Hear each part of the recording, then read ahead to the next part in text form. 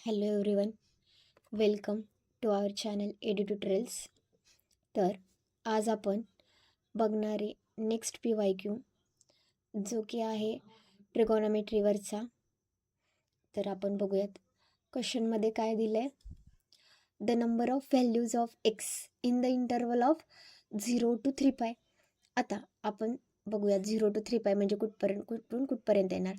इथे किती असतं 0 डिग्री अँगल. इथून असं रोटेट होणार 0 π/2 पाय 3π/2. इथे किती असणार 2π.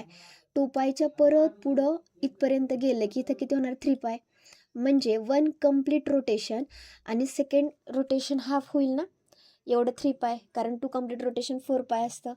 तर 1 कम्प्लीट रोटेशन आणि हाफ हे किती असणार आहे 3π. तेव्हाला आपलं तेवढ्या ह्याच्यात आपल्याला सोल्युशन काढायचे आहेत, बरोबर आहे. आणि आपल्याला अजून एक गोष्ट माहिती आहे, हे फर्स्ट क्वाड्रंट आहे, हे सेकंड आहे, हे थर्ड क्वाड्रंट आहे आणि हे फोर्थ क्वाड्रंट आहे, बरोबर आहे. इथं सगळे ट्रिगोनोमेट्रिक रेशोज काय असतात पॉझिटिव्ह.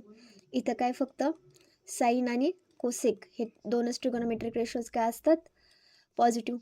इथं थर्ड क्वाड्रंटमध्ये कुठला फक्त टॅन थिटा आणि कॉट थिटा काय असतं पॉझिटिव्ह.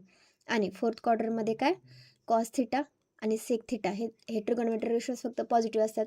बाकी सगळे काय असतात निगेटिव्ह. आणि आपलं इक्वेशन काय दिलं आहे 2 sin² x + 5 sin x - 3 = 0. म्हणजे साईनचे दिलेत.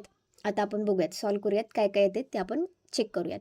आणि अजून एक पण आपल्याला एक माहिती आहे की साईनचा कर्व कसा असतो. हे जर एक्स ॲक्सिस वाय ॲक्सिस आहे, हा ओरिजिन आहे, तर साईनचा कर्व आपला कसा फिरतो असा फिरतो ना. साईन 0 किती असतो 0 असतो. म्हणजे साईनच्या कर्वची मिनिमम व्हॅल्यू किती असते रे -1 आणि मॅक्सिमम व्हॅल्यू किती असते 1. ह्या गोष्टीचा यूज होणार आहे. आता कसं काय ते आपण बघूयात. आता इथं बघितल्यावर हे कळतं, हे काय quadratic equation in sine x आहे ना. आणि क्वाड्रॅटिक इक्वेशन आपल्याला सॉल्व करता येतं फॅक्टरायझेशननी. सॉल्व करूयात, बघूयात आपण काय. आता 2 sin² x + 5 sin x - 3 = 0.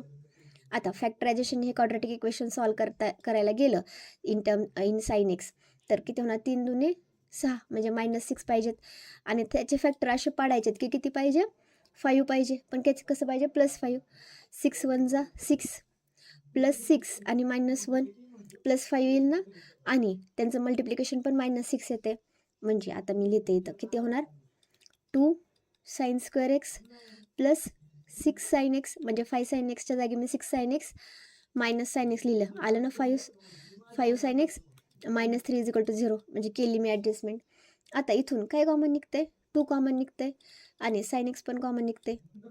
इथं किती राहणार sin x + 3 राहणार, बरोबर आहे. इथून -1 कॉमन काढते तर इथं किती राहिले sin x + 3 = 0 राहील. आता sin x + 3 पण मी कॉमन काढते तर राहील काय 2 sin x - 1 = 0 राहील. म्हणजे काय sin x + 3 = 0 और काय 2 sin x - 1 = 0. म्हणजे sin x = -3 और काय 2 sin x = 1 आणि sin x किती होईल हाफ. पण आपल्याला माहिती साईन कर्वची रेंज काय असते -1 to 1.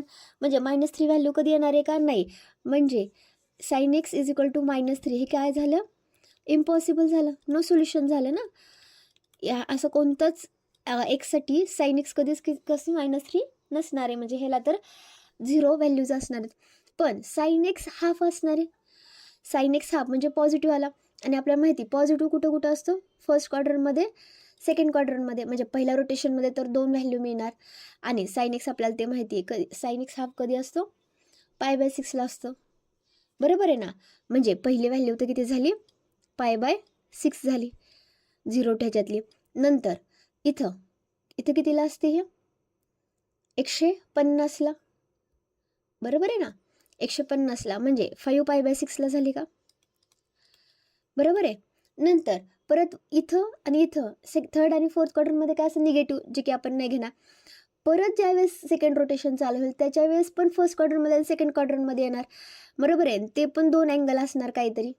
काय असणार टू पाय प्लस किती असणार, 2 पाय प्लस π/6 असणार आणि परत 2 पाय प्लस 5π/6 असणार. करेक्ट का? आणि त्यांनी काय विचारले, नंबर ऑफ व्हॅल्यूज. ह्या एवढ्या नंबर ऑफ व्हॅल्यूज नंतर पुढं आपला आहे का 3π पुढे घ्यायचं आहे का आपल्याला अँगल? नाही. म्हणजे 3π पर्यंत किती अँगल असणार, एवढं 4च. म्हणजे नंबर ऑफ सोल्युशन किती झाले, 4. बरोबर आहे, कळालं? हे आता सॉल्व करत बसायचं का नाही, आपल्याला हे कोणते अँगल आहेत हे विचारलं आहे का, नाही विचारलं. पण आपल्याला किती अँगल आहेत ते विचारलं, तर किती अँगल आले, 1 2 3 4. कळालं? थँक्यू.